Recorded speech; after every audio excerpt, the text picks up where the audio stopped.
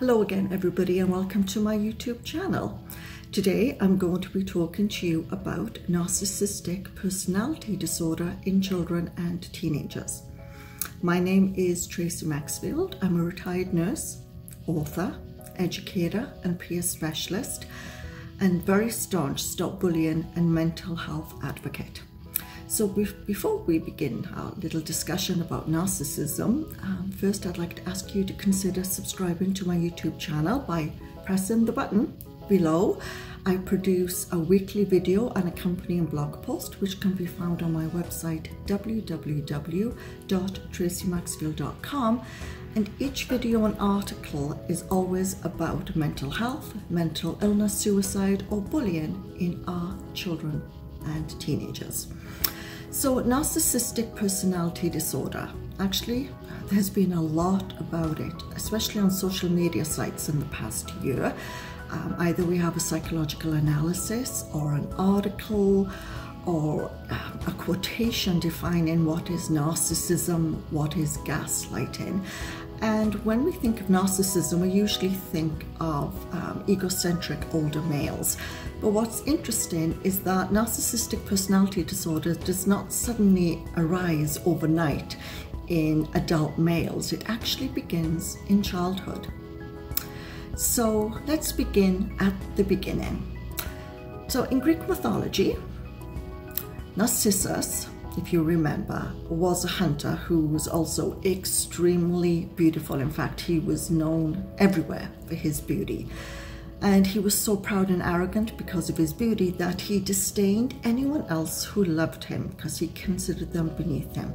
And in fact, some soldiers and some people actually took their own lives in order to profess their love and devotion to Narcissus and his striking beauty.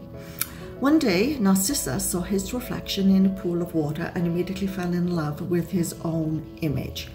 Unable to leave the reflection or disturb the pool of water for fear that he would then lose sight of his beauty, he stayed by the pool. And even though he was extremely thirsty, he refused to disturb the water and eventually succumbed to thirst and died.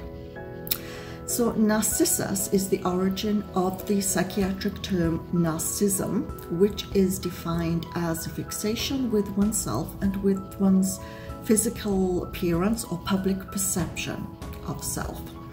And it is actually a very complex and challenging mental disorder or illness that remains throughout the lifespan. However, the good news is that with correct and early diagnosis and appropriate treatment and management strategies, the disorder is manageable. Now, what's an important point to note is that most studies reveal that in fact boys and males tend to have NPD, narcissistic personality disorder, whilst females tend to be diagnosed with BPD, borderline personality disorder. Both disorders belong to the psychiatric classification of personality disorders. So although the exact cause of narcissistic personality disorder is unknown, researchers believe that the following factors may influence the likelihood of a child or teenager developing narcissistic personality disorder or narcissism.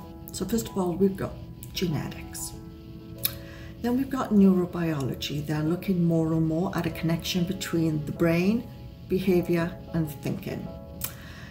Also family history. What we find is that narcissistic parents are highly likely to produce narcissistic or co-narcissistic children.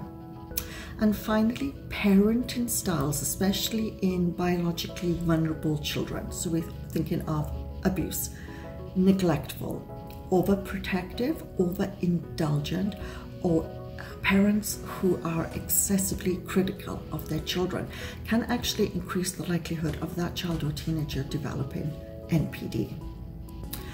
Now, narcissistic personality disorder is related to the child or the teenager's immense love for him or herself. The goals, the desires, well-being, importance, sense of self, self-admiration, everything is entirely self-driven and self-focused. And so there are a long list of the classic signs of narcissistic personality disorder. Now, as I list them, lots of you are going to be thinking, well, this kind of sounds like bipolar disorder, or this sounds more like borderline personality disorder, conduct disorder. Because the signs and symptoms are so widespread, it may seem like that. That's why I'll go on to why a very careful diagnosis is needed. But here are the classic signs. The child or teenager believes that he or she is way better than anyone else, so superior, and deserves to be treated as like top dog, number one, and better than anyone else. They have a complete disregard for anyone else, especially their thoughts or feelings. They never express gratitude or thanks to their parents, to their siblings for gifts bestowed upon them, presents, just being their parents and loving them. They believe that everyone else is unworthy and is actually lower than him or herself. They have very high expectations and unreasonable expectations of others. A great sense of grandiose and self-entitlement. Whatever they ask for, they expect to get, no questions asked. They will greatly exaggerate their success and personal abilities, and so lying comes into that. They can be arrogant, rude, selfish, self-centered. As I mentioned earlier, an inability to respect or understand the needs of others, thoughts, ideas, feelings. They are very opportunistic. They display opportunistic behavior patterns. They can be quite exploitive, and in younger children we especially see this in play, what we call pathological play. Everything is for them, and they can actually be quite devious and nasty and potentially harmful in acquiring what they want. They're very envious of other children and teenagers' achievements. They blame everyone else except themselves for their failures. At times, they can experience separation anxiety, especially if the person that praises and loves them to extreme is away from the scene, because that person kind of validates and supports them. They have an inability to listen to any guidance or constructive criticism, and they will actually get hurt and easily insulted and reactive as a result. They tend to be very formal and aloof, especially in their personal relationships, and you will see that with their siblings and parents.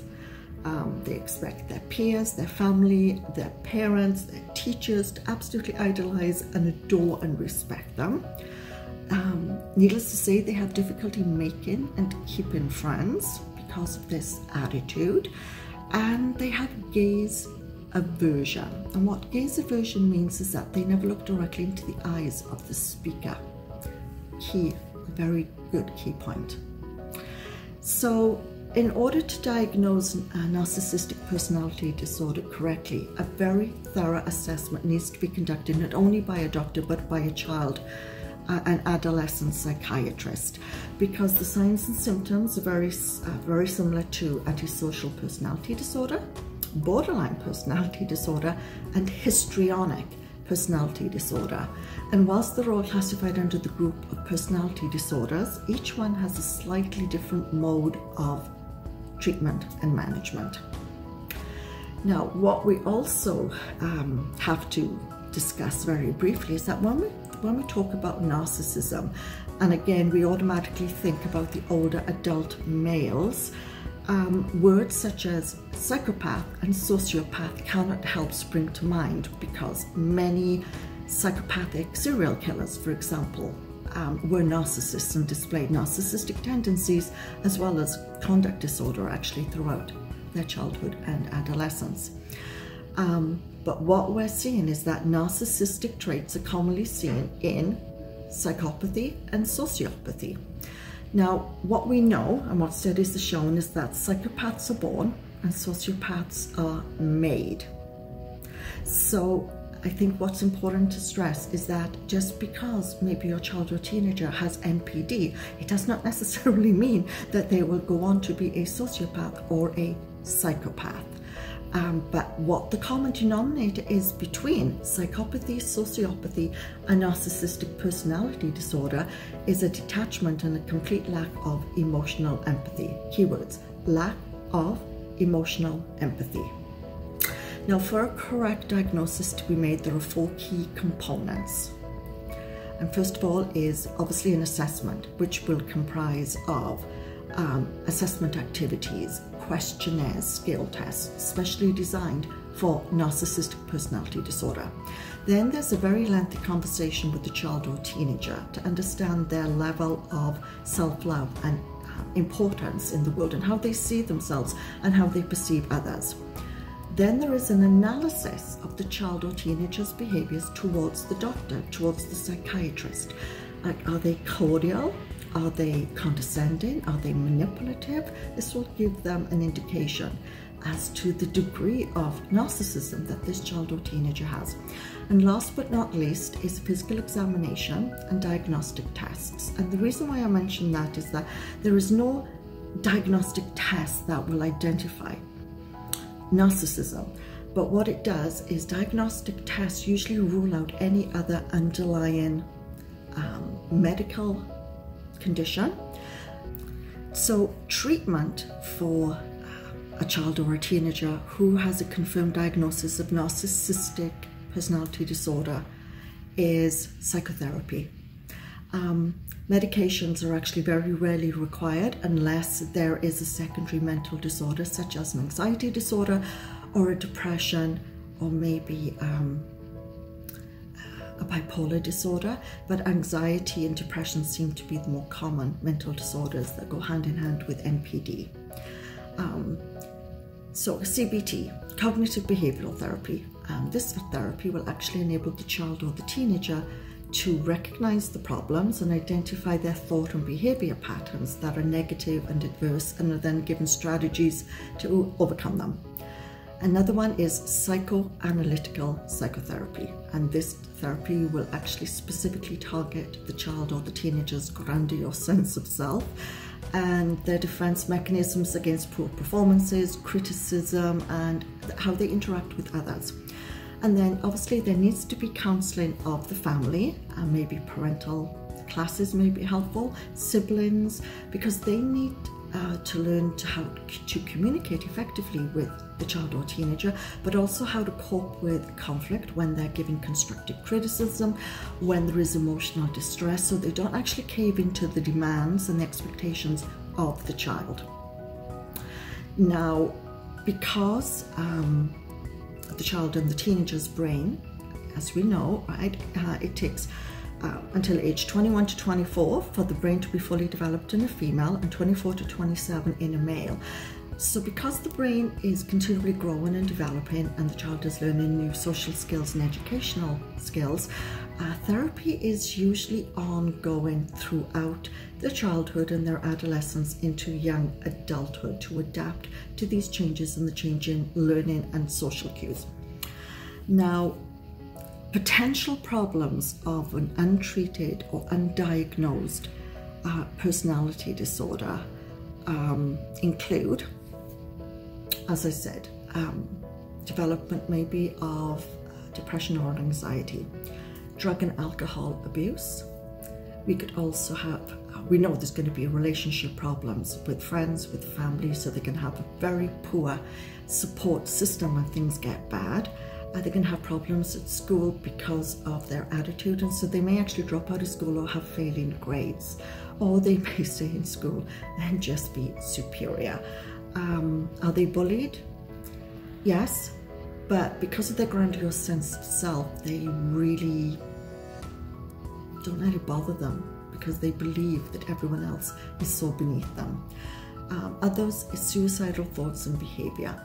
So if they're in an environment where there is lots and lots of ongoing adverse criticism, negativity, they don't get what they want, they expect it, they can't make anyone understand, things don't go their way, they have a secondary depression or anxiety, it's not uncommon that suicidal thoughts may actually come into the equation. And so that is something that's serious. So what can you do as a parent? I think the most important thing to remember is that you have to be participation in therapy is essential. Long-term therapy, and you've got to follow the management strategies at home and enlist other members of the family, teachers, friends, grandparents, siblings to do the same. Consistency is key. So what you must remember is behind your child or teenager's mask of extreme ego and confidence, there actually lies a very vulnerable and fragile self-esteem that becomes reactive to even the slightest criticism. And then of course what happens is that they then build themselves back up again and convince themselves they're better than anyone else, and it just perpetuates a vicious circle. So as a parent, you need to help your child or teen understand the dynamics of emotional, social relationships and how they're actually going to be accepted and get along in the world. So always be firm but not aggressive. You must be very patient. Be supportive, understanding, be respectful, show love, but not to extremes. For example, if a parent or parents tell their child or teenager that they are superior, they are better, they are more special than any other person and other students, then they actually start believing that and act upon it. To support this, I read a recent study and it found that parents so overvalue their kids between the ages of 7 and 11 raised children who scored higher on tests on narcissism. You want to curb any sense of entitlement. You've got to expect and demand courtesy, politeness, and respect, good manners. You want a moderate conversation so it's not all focused on the child. So the child understands that communication will comprise of 50% listening, active listening, and 50% speaking. As I've mentioned, be an active participant in treatment, management strategies, follow up with the school, talk with family. Also, if there's a secondary mental disorder, ensure treatment and therapy and medications, if any, are given for that. Be aware of any sudden changes in behavior that may indicate possible drug or alcohol abuse, that they may have suicidal tendencies, that they may have depression or anxiety. And you need to report any changes, any concerns immediately. And I think the key is try to maintain a balance between home life. So there's family time, there's one-on-one time, there's chores, there's downtime, then there's school, then there's out-of-school activities, and there's always respect of others. Do not allow your child or teenager to be derogatory or condescending to anyone, regardless of age. That's really important, because if they are not, this is not addressed immediately, then this will continue and escalate. And what you find is, in some situations, you have the narcissistic child who's actually ruling and controlling the parents and the home. You may call it extreme spoiled behavior. Narcissism is that, but it's one step above. And so if you notice that your child appears to be extremely spoiled and rude and inappropriate to others, then really don't fuel that and don't say it's just a stage. You really want to be noting the behaviors, noting if there's any triggers, and actually talking to a pediatrician about it, because as I said, narcissistic personality disorder, like all personality disorders, is lifelong. And the sooner you get your child or teenager to attend therapy and start developing coping strategies, the better able they're going to be as they get older and go into adulthood. So I hope you found this YouTube video helpful. Please check out my website, www.traceymaxfield.com, for a more detailed article on narcissistic personality disorder in children and teenagers.